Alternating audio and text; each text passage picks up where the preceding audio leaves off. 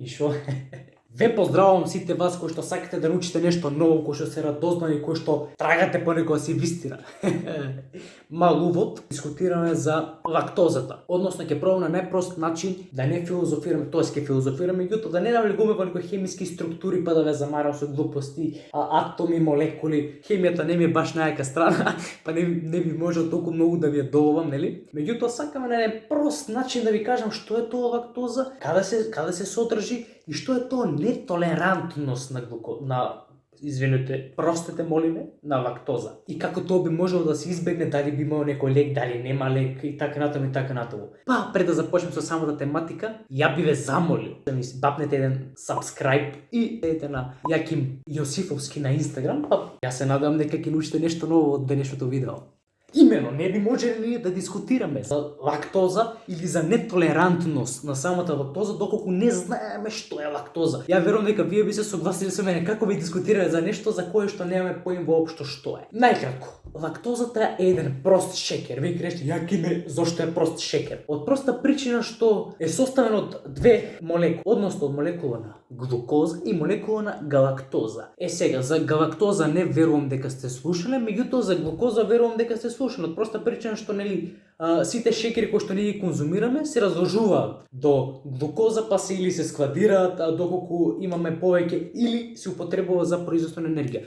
Верувам дека знаете дека хидратите се нели главен извор на енергија, односно ќе има телото мас, протеин и хидрат, тој ќе рече, на мене ми е најлесно да го употребам и да го разложам, односно на некои таму основни елементи, тој јаглероден хидрат, односно тој шекер, и затоа ќе го одберам него. Доколку нема јаглероден хидрат, тој ќе земе маст.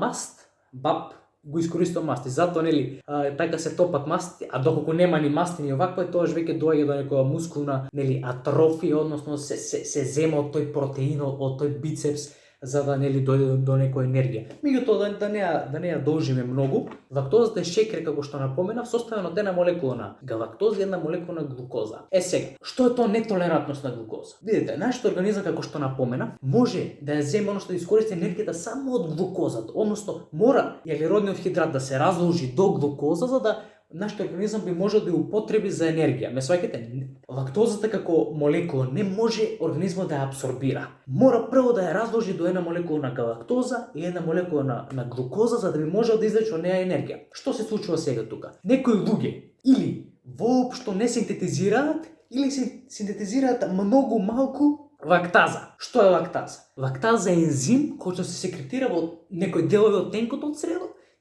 Видите, таму има некои ресички сега, да не ве замарам со тоа. Меѓутоа, помеѓу тие ресички има некои жлезди кои што секретираат некој ензим или некој протеин.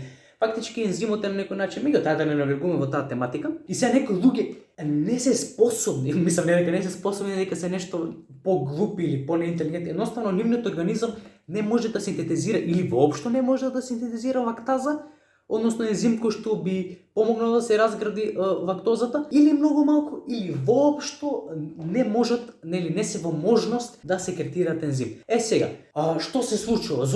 Сега ќе ви објаснам на некој прост начин зошто тие луѓе имаат тегоби кога јадат, нели, кога внесуваат лактоза, а немаат ензим лактаза за да се разгради таа лактоза. Мора да се разгради. Едноставно кога влезе во организмот, телото вика не те давам, дружи, има да те разградам до глукоза и галактоза, па последно вика ме дали ме сваќа. Сега влегува. Што се случува? Нема ензим. И што прави? Иде надолу, има на флора од микроорганизми, односно бактерии. И тие тука влетуваат. Ние ќе помогнеме. Они да помагаат, меѓутоа стварат хаос. Например, знаете како например мајка ви каже сина направи ручек и ти направиш ручек, али кујната е хаос. Си ја запали куќа. Исто го прават тие бактерии. Зошто? Затоа што тие разградуваат лактазата до глукоза и галактоза во анаеробни услови. Ме сваќате? Значи нема кислород. Испушта тука гасови. Знаеш кога не луфтираш дом, испуштаат гасови. Нема цук, што би рекли антички македонци, што вика Сашко Коцев, едноставно нема воздух тука. Се испуштаат јаглероден диоксид, некои токсични гасови, вака, така, онака. И притисокот тука се зголемува и водата не може да се абсорбира за организмот.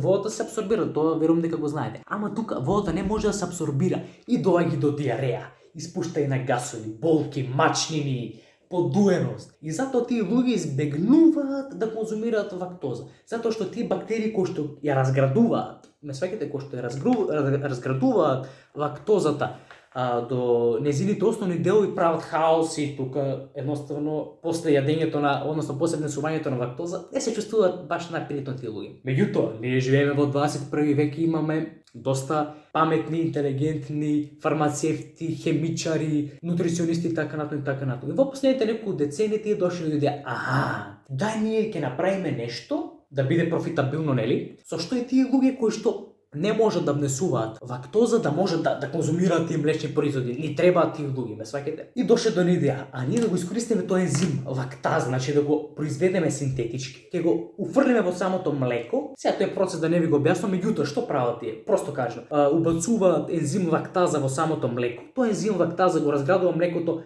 пред да го внесеш ти, фактички тој ја прави работата место тебе. Пошто ти не можеш да го извлачуваш, они сами бризгаат ензим лактаза во самото млеко и тоа само си врши работа. И сега кога ти внесуваш млеко, млекото нема лактаза, односно лактоза се извинува. Има глукоза и галактоза. Само тоа има. Има некој специфичен вкус. Ако немате пробано, слободно пробете, ќе видите зошто е тоа така. Затоа што лактозата како шекер не е многу благ, пошто сега лаички кажа не е благ. Јас искрено имам пробано млеко, без лактоза. Да има некој специфичен вкус. Меѓутоа, пробајте, дома сами да произведете и ќе видите дека ќе биде многу поневкусно. Сега не навлегувам во тоа што ставаат тие фармацевски млекари и така натаму индустрии во млекото за да за да ги содржи тие спецификации, дали додаваат некој важен вкус на млеко, па овие пијат млеко. Не знам, меѓутоа ако навлеземе во таа тематика, ние овие млека ние што ги пиеме не се баш најприродни и најбезбедни за конзумација, меѓутоа ние ги конзумираме од проста причина што немаме сите можност да одгледуваме крави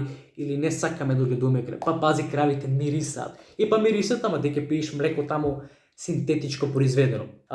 Дами и господи, накратко се обидов да ви објаснам што е тоа лактазата. Верувам дека ви е многу појасно, пошто знам многу луѓе ме прашуваат, машино, многу прашања добивам на разни тематики. И сега ќе пробам сите тие прашања да ги одговорам вака на YouTube или на било која социјална мрежа за да не дојдем во ситуација да објаснувам по 100 пати едно те исто. Вака не сакам да ве замарам со некои непотребни термини, некои си јас се правам тука интелигентен и да зборам некој со што вие ќе мора да гуглате за да видите што зборува.